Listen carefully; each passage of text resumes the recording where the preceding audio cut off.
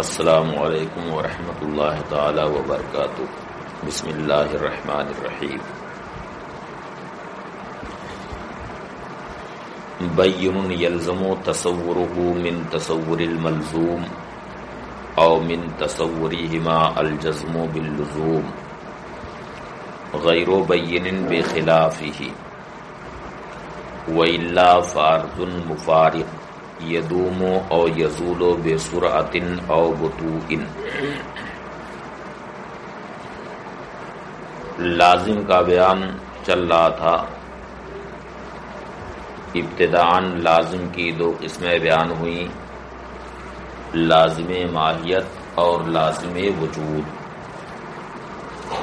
یعنی ایک وہ لازم جو نفس ماہیت من حیث حیا وہ لازم ہوتا ہے،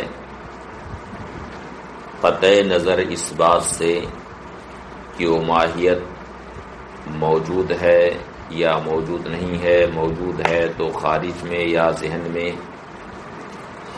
دوسرا وہ لازم جو ماہیت کے وجود کو لازم ہوتا ہے، خواہ اس کا وجود خارج میں ہو یا ذہن میں۔ یہاں سے لازم کی دوسری تقسیم ہے، اور یہ دوسری تقسیم لازم ماہیت اور لازم وجود دونوں میں جاری ہوگی۔ دوسری تقسیم یہ ہے کہ لازم کی دو قسمیں ہیں، لازم بین اور لازم غیر بین۔ لازم بین کا مطلب یہ ہے کہ ملزوم کے تصور سے اس لازم کا تصور لازم آئے، یا ملزوم اور لازم دونوں کے تصور سے جزم باللزوم ہو، یعنی لزوم کا جزم اور یقین ہو۔ اس سے معلوم ہوا کہ لازم بین کی دو صورتیں ہیں، ایک یہ ہے کہ ملزوم کے تصور سے اس کا تصور لازم آئے، دوسرا یہ کہ ملزوم اور لازم دونوں کے تصور سے لزوم کا جزم اور یقین ہو۔ پہلا جو معنی ہے بین کا، یعنی ملزوم کے تصور سے اس کا تصور لازم آئے، اسے کہتے ہیں لازم بین بالمعنی الاخص۔ دوسرا معنی جو بتایا گیا کہ ملزوم اور لازم دونوں کے تصور سے لزوم کا جزم اور یقین ہو، اسے لازم بین بالمعنی العام کہا جاتا ہے۔ لازم غیر بین وہ ہے جو اس کے برخلاف، یعنی اس میں ملزوم کے تصور سے لازم کا تصور لازم نہ آئے، اور اسی طرح سے ملزوم اور لازم کے تصور سے لزوم کا جزم اور یقین نہ ہو، بلکہ اس کے لیے کسی دلیل کی ضرورت پیش آئے۔ وَإِلَّا فَعَرْضٌ مُفَارِقٌ، ورنہ وہ عرض مفارق۔ وَإِلَّا کا تعلق ان امتنع انفکاکہ عن الشیء سے، یعنی شے سے اس کا جدا ہونا اگر محال نہ ہو بلکہ ممکن ہو تو وہ عرض مفارق۔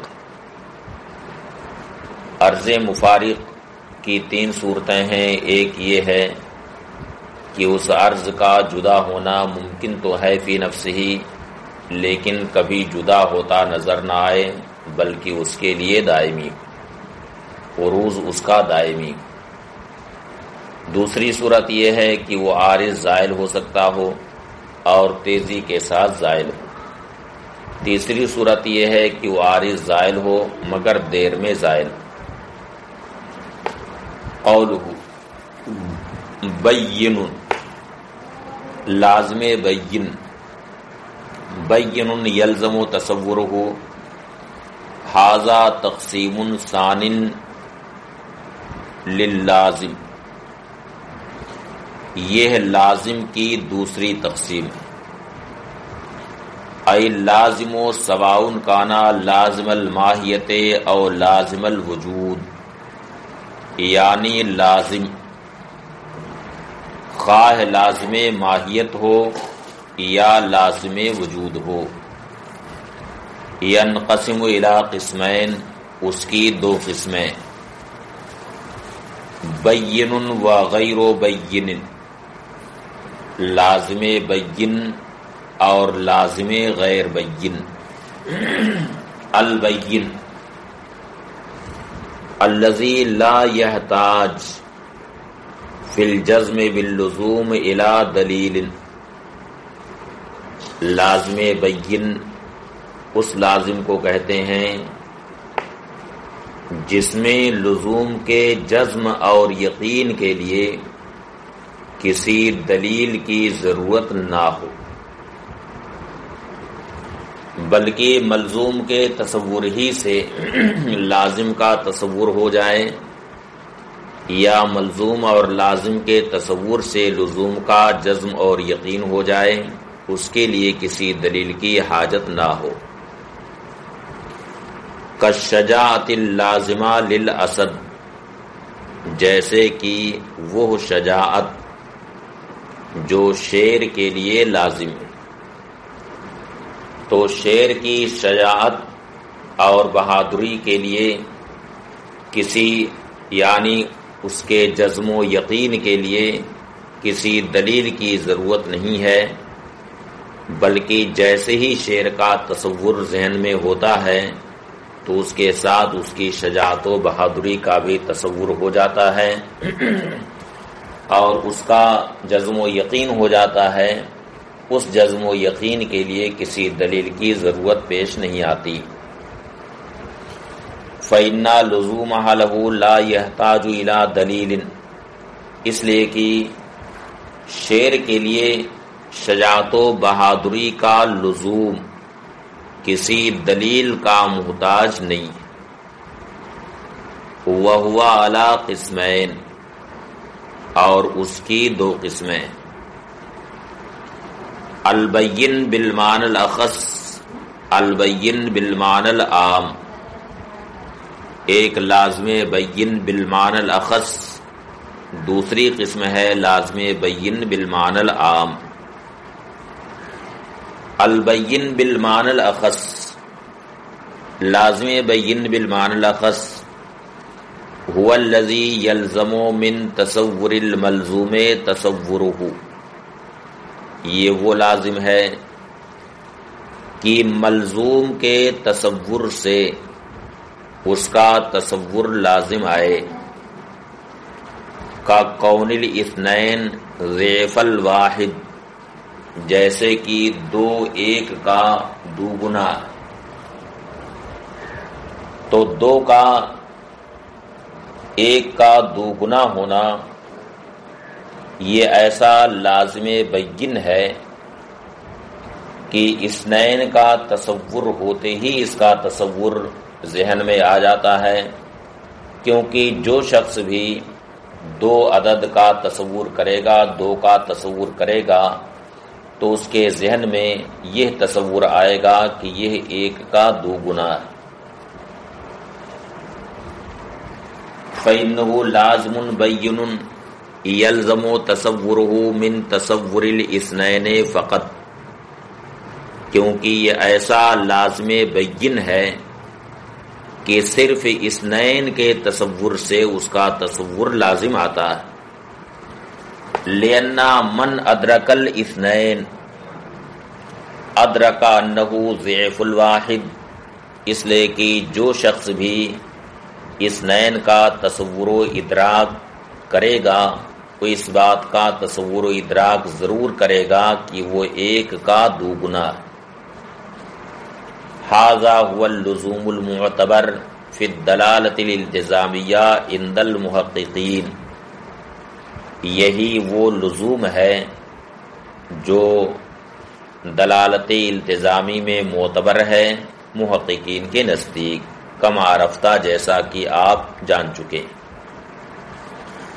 یعنی دلالت التزامی میں اس معنی پر دلالت ہوتی ہے جو معنی موضوع لہو سے خارج ہو اور اس کو لازم ہو.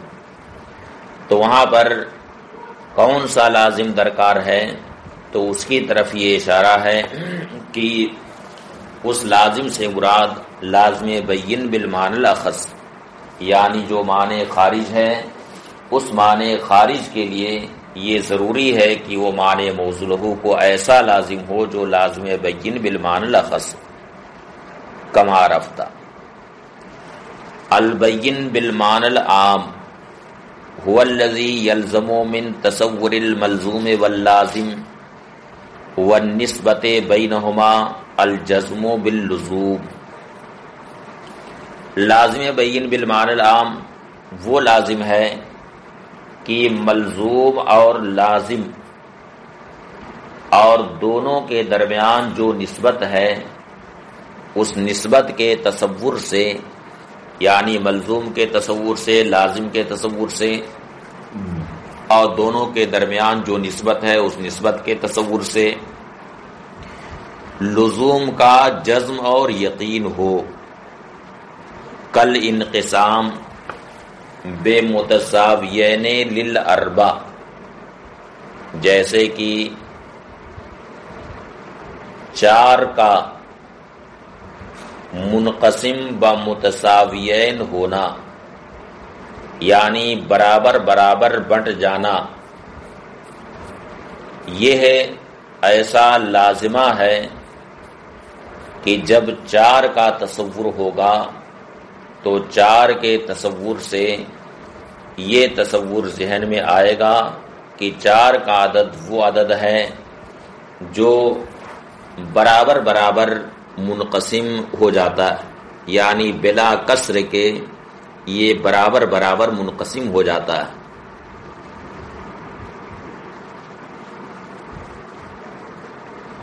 کل انقسام بمتساویین للاربع، جیسے کہ 2 برابر حصوں میں منقسم ہونا اربع کے لیے لازم ہے۔ فَإِنَّهُ لَا يَلْزَمُ مِن تَصَوُّرِ الْأَرْبَعَةِ تَصَوُّرُ الْانْقِسَامِ بِمُتَسَاوِيَيْن، اس لیے کہ اربع کے تصور سے 2 برابر حصوں میں منقسم ہونے کا تصور لازم نہیں آتا، لیکن اربع اور انقسام کے تصور سے دونوں کے درمیان لزوم کا جزم اور یقین ہوتا، یعنی محض ماہیت اربع کے تصور سے منقسم بمتساویین ہونے کا تصور ذہن میں نہیں آتا۔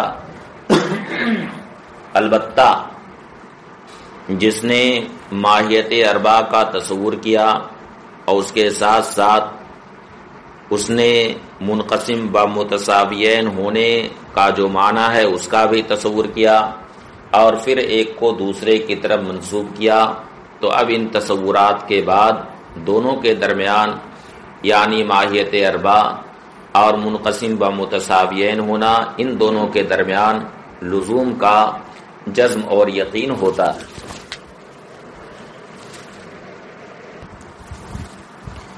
غیر البین هو الذی یحتاج فی الجزم باللزوم الی دلیل۔ لازم غیر بین وہ لازم ہے کہ لزوم کے جزم اور یقین میں کسی دلیل کی ضرورت پیش آئے، یعنی محض ملزوم اور لازم کے تصور سے لزوم کا جزم اور یقین نہ ہو، بلکہ لزوم کے جزم اور یقین کے لیے کسی دلیل کی ضرورت پیش آئے۔ کل حدوث اللازم للعالم، جیسے کہ حدوث حادث ہونا یہ عالم کے لیے لازم ہے،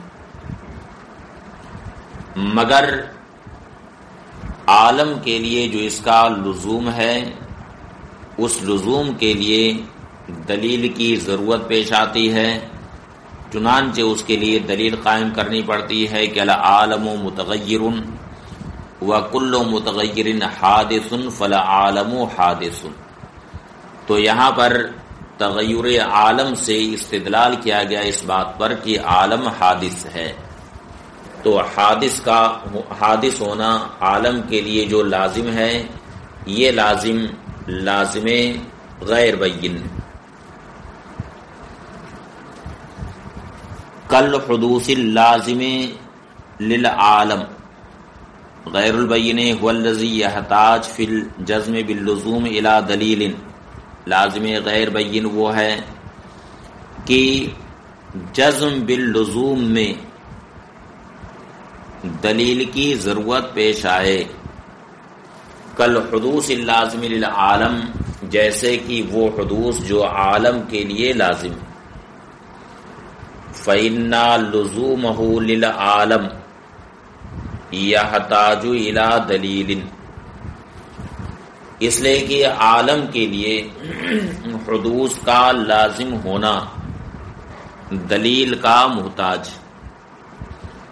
وَهُوَ تغیر اور دلیل ہے عالم کا متغیر ہونا.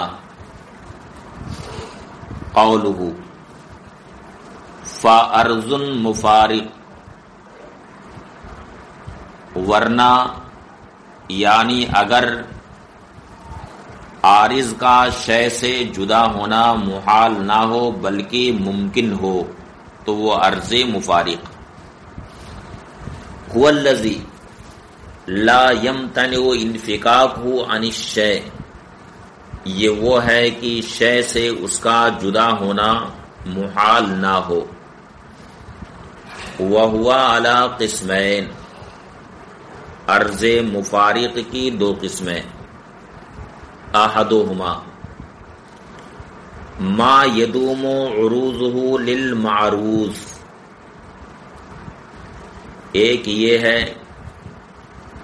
کہ معروض کے لیے اس کا عارض ہونا دائمی یعنی اگرچہ اس کا جدا ہونا فی نفسہ ہی ممکن ہے لیکن وہ کبھی جدا نہ ہوتا ہو بلکہ دائمی طور پر معروض کے ساتھ وہ قائم رہتا. کالسیر للشمس والقمر جیسے کہ چاند اور سورج کا چلنا. تو سیر شمس و قمر کے لیے عرض مفارق کہ اگرچہ فی نفس ہی انفکاک ممکن ہے لیکن چلنا ان دونوں کے لیے دائمی طور پر ثابت. وَكَالْكُفْرِ لِأَبِي جَهْلٍ وَالنِّفَاقِ لِابْنِ أُبَيْ اور دوسری مثالیں اس کی پیش کی ہیں کہ ابو جہل کے لیے کفر اور ابن ابی کے لیے نفاق یہ دونوں بھی عرض مفارق. وَثَانِيهِمَا ما یزول عن المعروض دوسری قسم وہ عارض ہیں جو معروض سے زائل ہو جائے. وہ عرض مفارق جو معروض سے زائل ہو جائے خواہ اس کا زوال تیزی کے ساتھ ہو یا اس کا زوال آہستگی سے ہو. اما بسرعت خواہ تیزی سے اس کا زوال ہو. کا حمرت الخجل و صفرت الوجل جیسے کہ شرمندہ آدمی کے چہرے پر جو سرخی طاری ہوتی یہ سرخی بڑی تیزی کے ساتھ چہرے سے زائل ہو جاتی اور خوف و ہراس کے وقت چہرہ جو پیلا پڑ جاتا ہے تو پیلا پن بڑی تیزی کے ساتھ زائل ہو جاتا ہے. او بے بطوئن یا آہستگی سے زائل ہو. کالشباب والامراض المزمنہ جیسے کہ جوانی طاری ہوتی ہے مگر تیزی کے ساتھ زائل نہیں ہوتی بلکہ آہستہ آہستہ اس کا زوال ہوتا ہے۔ اور اسی طرح سے وہ بیماریاں جو ایک زمانے سے عارض ہوتی ہیں، ایک زمانے سے وہ بیماریاں طاری رہتی ہیں، تو وہ سب بھی تیزی سے زائل نہیں ہوتی، بلکہ آہستہ آہستہ ان کا زوال ہوتا ہے۔ فَإِنْ قِيلَ، اب ایک سوال یہ پیدا ہوتا ہے کہ وہ عارض جو معروض کے ساتھ ہمیشہ ہوتا ہے، دائمی ہوتا ہے، اسے عرض مفارق کیوں کہا گیا؟ کہ مفارق کا معنی ہے جو جدا ہو، اور یہ جب اس کے لیے ہمیشہ ہوتا ہے تو پھر یہ عرض مفارق نہیں ہوا، تو اسے عرض مفارق کیسے کہا گیا؟ اس کا جواب یہ ہے کہ مفارق کا معنی صرف اتنا ہے کہ اس کا جدا ہونا فی نفس ہی ممکن ہو۔ یہ الگ بات ہے کہ جدا نہ ہوتا، عرض مفارق ہونے کے لیے صرف اتنا کافی ہے کہ فی نفس ہی جدائی ممکن ہو۔ یہ الگ بات ہے کہ جدائی کبھی واقع نہ ہوتی ہو، یا یہ ہے کہ کبھی واقع بھی ہو جائے۔ فَإِنْ قِيلَ الْأَرْضُ الْمُفَارِقُ كَيْفَ يَدُومُ، اگر کہا جائے کہ عرض مفارق کیسے ہمیشہ رہے گا، فَإِنَّهُ لَوْ كَانَ دَائِمًا لَمْ يَكُنْ مُفَارِقًا، کیونکہ اگر وہ ہمیشہ رہے تو پھر وہ مفارق نہ ہوا۔ قلت، میں جواب دوں گا، المراد بالمفارق المفارق بحسب الامکان، مفارق سے مراد وہ ہے جو بحسب الامکان، یعنی امکان کے اعتبار سے جو مفارق ہو، یعنی جس کا جدا ہونا فی نفسی ممکن ہو۔ یہ الگ بات ہے کہ کبھی جدا نہ ہوتا ہو۔ سواء وقعت المفارقۃ بالفعل او لم تقع اصلا، خواہ بالفعل جدائی واقع ہو یا جدائی کبھی بھی واقع نہ ہو۔ فالدوام بحسب الواقع لا ينافي المفارقۃ بحسب الامکان، تو واقع اور نفس الامر کے اعتبار سے دوام یہ ہے، امکان کے اعتبار سے جدائی کے منافی نہیں۔ ایسا ہو سکتا ہے کہ فی نفس ہی جدائی ممکن ہو، لیکن واقع اور نفس الامر میں جدائی کبھی نہ ہوتی ہو۔ تو دوام واقع کے اعتبار سے ہے، اور مفارقہ یعنی جدائی امکان کے اعتبار سے، اور دونوں میں کوئی تنافی نہیں۔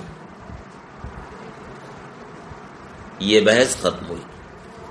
فصل، مفہوم الکلی یسمى کلًا منطقيا ومعروضه طبعيا والمجموع عقليا۔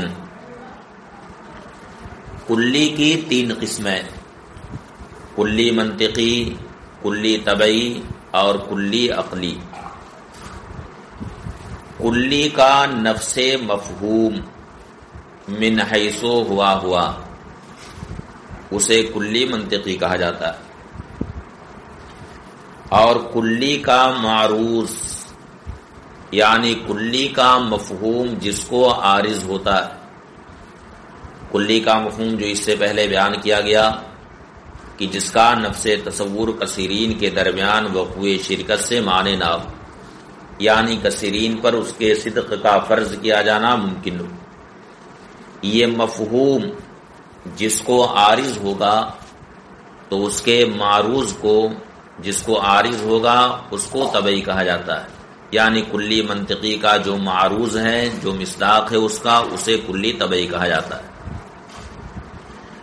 والمجموع عقلیًا، اور دونوں کے مجموعہ کو، یعنی کلی کا مفہوم اور اس مفہوم کا جو معروض ہے، دونوں کے مجموعہ کو کلی عقلی کہا جاتا ہے۔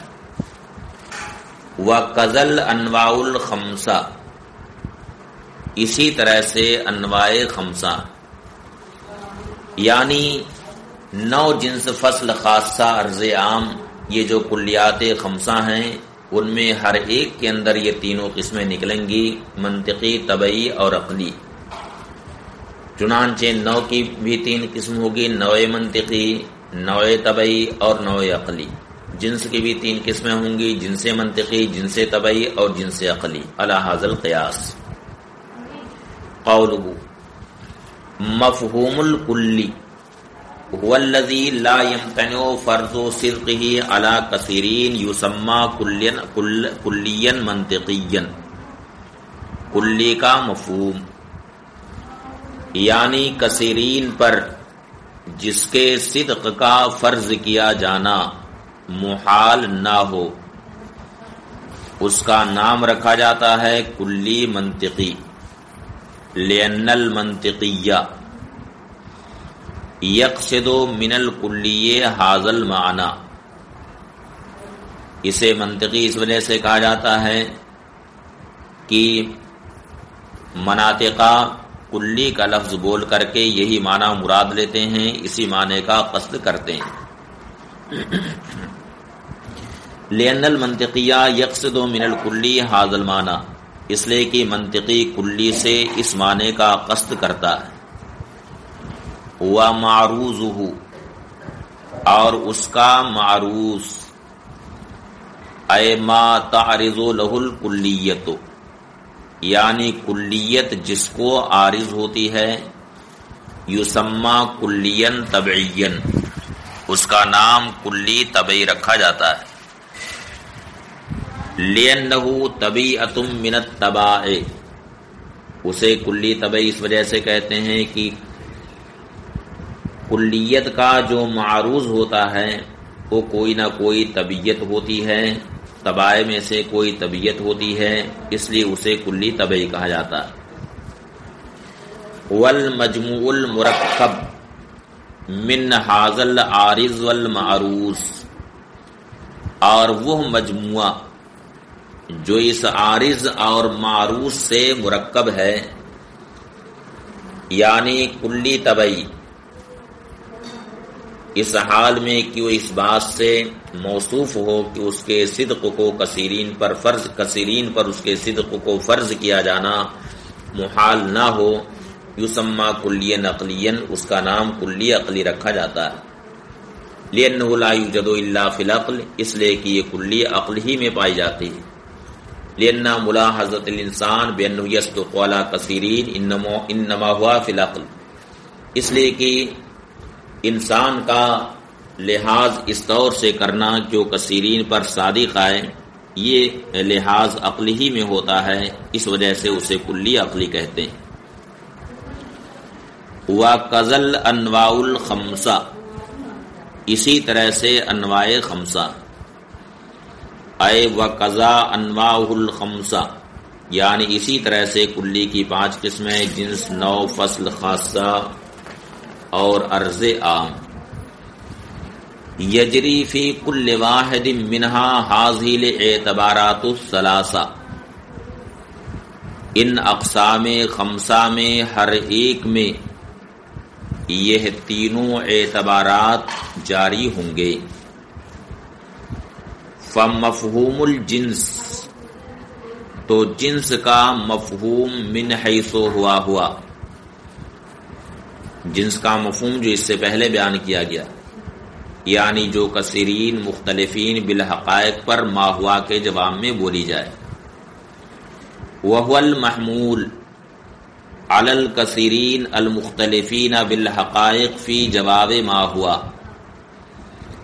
یعنی وہ کلی جو کثیرین مختلفین بالحقائق پر ما ہوا کے جواب میں بولی جائے، یسمى جنساً منطقیا، اس کا نام جنس منطقی رکھا جاتا ہے۔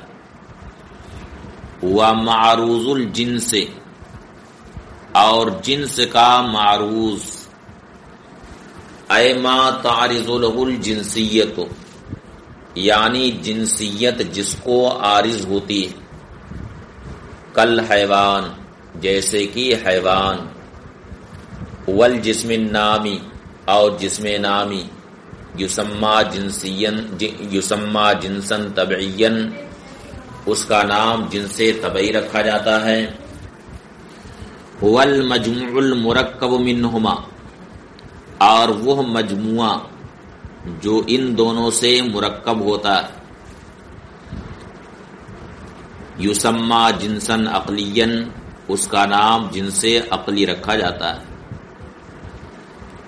وَكَذَا النَّوْعُ، اسی طرح سے نو بھی، یعنی نو کا مفہوم جو اس سے پہلے بیان ہوا ہے، یعنی وہ کلی جو کثیرین متفقین بالحقیقت پر ما ہوا کے جواب میں بولی جائے، یہ مفہوم اسے نوع منطقی کہا جاتا ہے.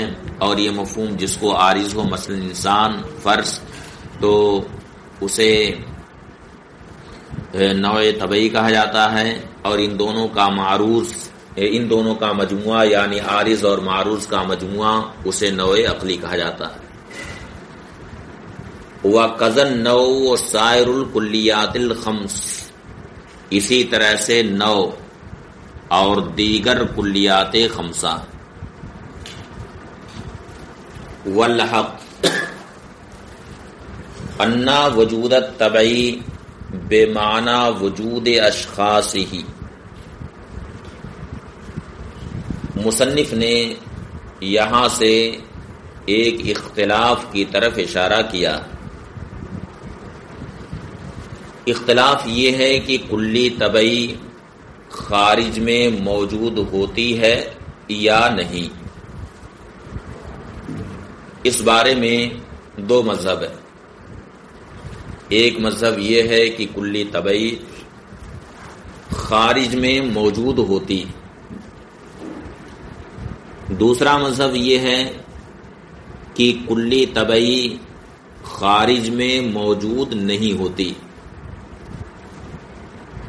بلکہ خارج میں کلی طبعی کے وجود کا معنی صرف اتنا ہے کہ کلی طبعی کے اشخاص اور افراد خارج میں موجود ہوتے ہیں، باقی کلی طبعی خود خارج میں موجود نہیں ہوتی. والحق ان وجود الطبعی وعلم، یہ اختلاف مناطقہ کا جو ہے یہ صرف کلی طبعی کے بارے میں ہے، باقی کلی منطقی اور کلی عقلی کے بارے میں کوئی اختلاف نہیں. بلکہ سارے مناطقہ اس بات پر متفق ہیں کہ کلی منطقی اور کلی عقلی یہ دونوں خارج میں موجود نہیں، خارج میں ان دونوں کا وجود ثابت نہیں، بلکہ ان دونوں کا وجود محض ملاحظہ عقل سے ہے. یعنی عقل ان دونوں کا ملاحظہ کرتی ہے، دونوں کا تصور کرتی ہے، تو محض ملاحظہ عقل سے کلی منطقی اور کلی عقلی کا وجود ہوتا ہے. تو یہ اختلاف صرف کلی طبعی کے بارے میں. والحق ان وجود الطبعی وعلم ان الکلیہ المنطقیہ والعقلیہ لم یثبت وجودہما فی الخارج، جان لو کہ کلی منطقی اور کلی عقلی کا وجود خارج میں ثابت نہیں ہے، بل وجودہما بملاحظۃ العقل، بلکہ ان دونوں کا وجود عقل کے ملاحظہ سے. والکلی الطبعی اختلف فی وجودہ فی الخارج، اور کلی طبعی کے خارج میں موجود ہونے کے تعلق سے مناطقہ کا اختلاف. چنانچہ قدما یہ کہتے ہیں کہ کلی طبعی خارج میں موجود ہوتی ہے، متقدمین کہتے ہیں کہ کلی طبعی خارج میں موجود ہوتی ہے، اور متاخرین یہ کہتے ہیں کہ کلی طبعی خارج میں خود موجود نہیں ہوتی ہے، بلکہ خارج میں اس کے اشخاص اور افراد و مصادیق صرف موجود ہوتے ہیں. مصنف نے یہاں پر متاخرین کا مذہب اختیار کیا. والمصنف اختار مذہب المتاخرین، اور مصنف نے متاخرین کا مذہب اختیار کیا. القائلین بعدم وجودہ فی الخارج، جو اس بات کے قائل ہیں کہ کلی طبعی خارج میں موجود نہیں ہوتی. وقال، اور مصنف نے کہا، معنی وجود الکل طبعی فی الخارج، خارج میں کلی طبعی کے موجود ہونے کا معنی یہ ہے کہ اس کے افراد خارج میں موجود ہیں. مثلا اذا قیل الانسان موجود فی الخارج، مثلا جب کہا جائے کہ انسان خارج میں موجود ہے، فالمعنی، تو اس کا معنی یہ ہے کہ ان اشخاص و افراد موجودۃ فی، کہ اس کے اشخاص اور افراد خارج میں موجود ہیں. باقی خود انسان کلی خارج میں موجود نہیں، کیونکہ ظاہر سی بات ہے کہ انسان اگر اپنی کلیت کے ساتھ خارج میں موجود ہو تو ظاہر سی بات ہے کہ کلی کثیرین پر صادق آتی ہے بیک وقت. تو اب اگر یہ انسان کلی خود خارج میں موجود ہو تو لازم آئے گا کہ بیک وقت وہ متضاد صفتوں سے متصف ہو. مثلا اس کے افراد و مصادیق میں سے کوئی گورا ہے، کوئی کالا ہے، کوئی طویل ہے، کوئی قصیر ہے، اس طرح سے متضاد صفتیں ہیں. تو اگر انسان اپنی کلیت کے ساتھ خارج میں موجود ہو جائے تو بیک وقت شے واحد کا متضاد صفتوں سے متصف ہونا لازم آئے گا. اور اسی طرح سے انسان کچھ انسان مثلا کہیں ایک جگہ ہیں، دوسرے کوئی کہیں اور ہیں، اس طرح سے متعدد مکانات میں ہیں، تو اس طرح سے شے واحد کا متعدد مکانات میں بھی ہونا لازم آئے گا. لِأَنَّهُ لَوْ وُجِدَ الْإِنسَانُ الْكُلِّ فِي الْخَارِجِ، اس لیے کہ اگر انسان کلی خارج میں موجود ہو جائے، لزم اتصاف الشیء الواحد بالصفات المتضادہ، تو شے واحد کا متضاد صفتوں سے متصف ہونا لازم آئے گا. جیسے کہ کلیت اور جزئیت یہ متضاد صفتیں. ہوا لازمہ، اور اسی طرح سے سواد و بیاض اور طویل ہونا، قصیر ہونا، یہ سب متضاد صفتیں ہیں، تو ان متضاد صفتوں سے متصف ہونا لازم آئے گا. ہوا لازمہ وجود الشیء الواحد فی الامکنۃ المتعددہ، اور یہ بھی لازم آئے گا کہ شے واحد متعدد مکانات میں، متعدد جگہوں میں موجود ہو، اور یہ محال. اس لیے معلوم ہوا کہ کلی طبعی خود خارج میں موجود نہیں ہوتی ہے، بلکہ خارج میں صرف اس کے اشخاص اور افراد موجود ہوتے ہیں. الاسئلہ، اب یہ نیچے سوالات دیے گئے ہیں مذکورہ بحثوں سے متعلق. ان سوالات کو آپ حضرات پڑھیں اور انہیں حل کریں. بین وجہ انحصار الکلیات فی خمس، یعنی 5 اقسام میں کلی کے منحصر ہونے کی وجہ بتائیے. دوسرا سوال، عرف الکلیات الخمس، کلیات خمسہ کی تعریف کیجیے. ابین اقسام الجنس والنوع، اور جنس اور نوع کے اقسام بتائیے. ما بیان مراتب النوع والجنس، ساتھ ہی نوع جنس کے مراتب بھی بتائیے. تیسرا سوال ہے کہ ماذا تفہم بالمقسم والمقوم، مقسم اور مقوم سے آپ کیا سمجھتے ہیں. بین واضح ان المقوم للعالی مقوم للسافل دون العکس، اور یہ بیان کیجیے اور واضح کیجیے کہ عالی کا مقوم سافل کا مقوم ہے، اس کے برعکس نہیں. اذکر الفرق بین النوع الحقیقی والنوع الاضافی، نوع حقیقی اور نوع اضافی کے درمیان فرق بتائیے اور مثال بھی دیجیے. عرف الکلیت طبعیہ والمنطقیہ والعقلی، کلی طبعی، منطقی اور کلی عقلی کی تعریف کیجیے. اشرح مایاتی، اس عبارت کی تشریح کیجیے. والحق ورنہ وجود الطبعی بمعنی وجود اشخاصی. بین اقسام اللازم، لازم کے اقسام بتائیے. مع تمثیل، اور ساتھ ہی ان اقسام کی مثال